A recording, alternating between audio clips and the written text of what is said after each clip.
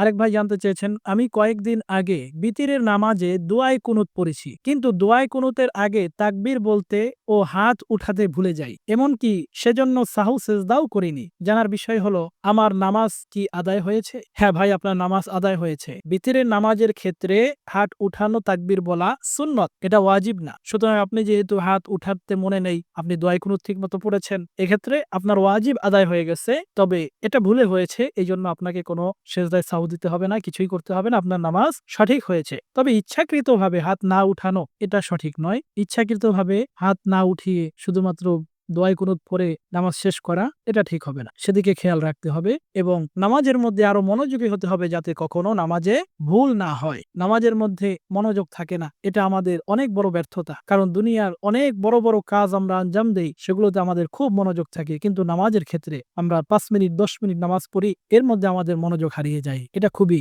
দুর্ভাগ্যের ব্যাপার। আল্লাহ তাআলা আমাদের বুঝার তৌফিক দান করুন।